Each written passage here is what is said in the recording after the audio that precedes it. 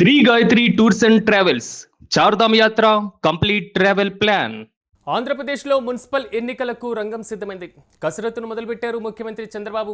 ఈ నేపథ్యంలో కార్పొరేషన్లు, మున్సిపాలిటీలు, నగర పంచాయతీల్లో డివిజన్లు, వార్డుల సంఖ్యను కూడా పెంచుతున్నటువంటి పరిస్థితి.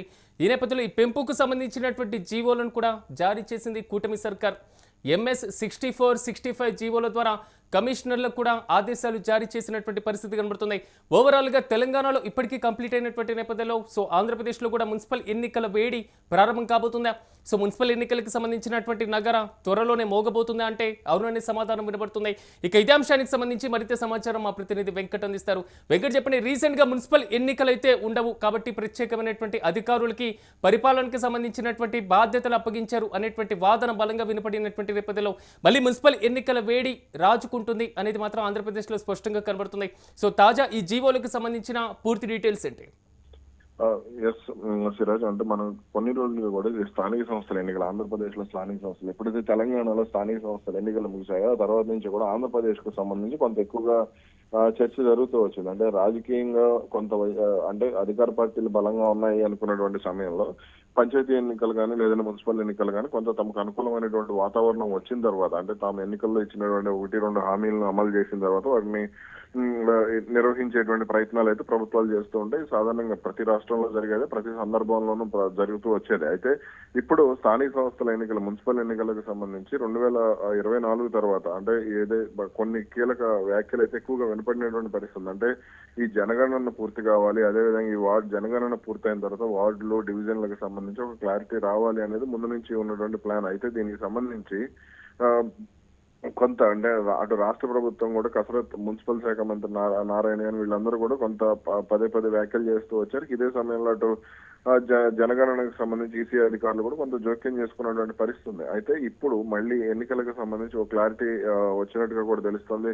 అంటే ఎన్నికలు నిర్వహించాల్సిందే, ఎందుకనంటే తర్వాత పరిస్థితులు ఎలా ఉంటాయో తెలియదు. ముందు ఎన్నికలు నిర్వహించేసి ముందుకు వెళ్తే అంటే ప్రజల్లో ఎంత మద్దతు ఉంది ఏంటి, ఆ తర్వాత ఏ సంక్షేమ కార్యక్రమాలు అమలు చేయాలి, అంటే దీన్ని ఒక రకంగా రాష్ట్ర ప్రభుత్వం మినీ ఎన్నికల సమరంగా, మినీ సార్వత్రిక ఎన్నికల సమరంగానే రాష్ట్ర ప్రభుత్వం భావిస్తుంది. అంటే 2.5 ఏళ్లు పూర్తయ్యేలోపు ఎన్నికలు నిర్వహిస్తే తదుపరి 2.5 ఏళ్లు ప్రజల ఆదరణ పొందడానికి ఎటువంటి ప్రయత్నాలు చేయాలనే దానికి సంబంధించి ఒక క్లారిటీ కోసమే చంద్రబాబు సర్కార్ అడుగులు వేస్తున్నట్టుగా కూడా తెలుస్తుంది. ఇప్పటికే దీనికి సంబంధించి అటు కూటమి పార్టీల నేతలందరితో కూడా చంద్రబాబు మాట్లాడారు. పవన్ కళ్యాణ్ తో కూడా ఇటీవల ఇదే అంశానికి సంబంధించి చర్చ కూడా జరిగినట్టుగా తెలుస్తోంది. ఇక పవన్ కళ్యాణ్ కూడా తాజాగా ఎమ్మెల్యేలతో నోవాటెల్లో నిర్వహించినటువంటి సమావేశంలో కూడా ఇదే అంశానికి ప్రస్తావించినట్టుగా కూడా రాజకీయ వర్గాల్లో చర్చ మొదలైంది. కొంతవరకు ఎందుకంటే ఇప్పటికే కొన్ని మున్సిపాలిటీస్ మీద కోర్టు కేసు నడుస్తున్నటువంటి పరిస్థితి, సమీప పంచాయతీల విలీనానికి సంబంధించినటువంటి వివాదం నెలకొన్నటువంటి సిచ్యువేషన్. ఈ మొత్తానికి క్లియరెన్స్ ఇచ్చేసి ఈ మున్సిపల్ ఎన్నికల్లోనే వాటి యొక్క నోటిఫికేషన్ ఉండేటువంటి ఛాన్స్ ఉంటుందా? రెండోది బీసీ రిజర్వేషన్లకు సంబంధించిన అంశాన్ని ప్రభుత్వం ఎప్పటి వరకు క్లియరెన్స్ ఇచ్చేటువంటి పరిస్థితి ఉండొచ్చు? అయితే రాబోయే 3-4 అంటే వర్షాకాలం తర్వాతనే దీనికి సంబంధించి క్లారిటీ వచ్చేటువంటి అవకాశాలు అయితే ఉన్నాయి సిరాజ్. అంటే ప్రస్తుతం ఉన్నటువంటి పరిస్థితుల్లో అంటే ఈ బీసీ రిజర్వేషన్ అనేది కొంత సెన్సిటివ్ అంశంగా మారిపోయింది. ఎందుకంటే అటు బీసీలకు సంబంధించి కొంత బోడే రామచంద్ర యాదవ్ పోరాటం, అటు తెలంగాణలో చోటు చేసుకున్నటువంటి పరిణామాలు ఇవన్నీ కూడా కొంత ఆసక్తి అయితే రేపినటువంటి పరిస్థితి ఉంది. కాబట్టి దీనికి సంబంధించి కొంత ప్రజల్లో ఒక ఉత్కంఠ అనేది నెలకొంది. ముఖ్యంగా బీసీలకు సంబంధించినటువంటి రిజర్వేషన్లు దాదాపుగా 40% వరకు 50% వరకు తెలంగాణలో ఇచ్చారు. ఇది తీవ్ర వివాదం అయింది.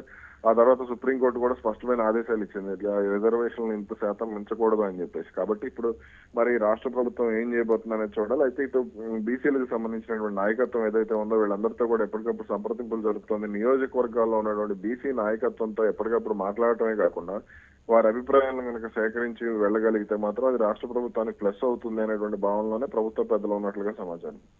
Right Venkat, thank you. మొత్తం మీద ఆంధ్రప్రదేశ్లో మున్సిపల్ ఎన్నికలకు సంబంధించి రంగం సిద్ధమవుతున్నాం.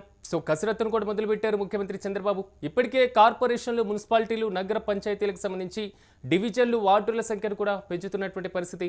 ఈ పెంపుకు సంబంధించినటువంటి జీవోలు కూడా తాజాగా రిలీజ్ చేసింది కూటమి సర్కార్. MS 64-65 జీవోల ద్వారా కూడా కమిషనర్లకు ఆదేశాలు ఇచ్చినటువంటి పరిస్థితి.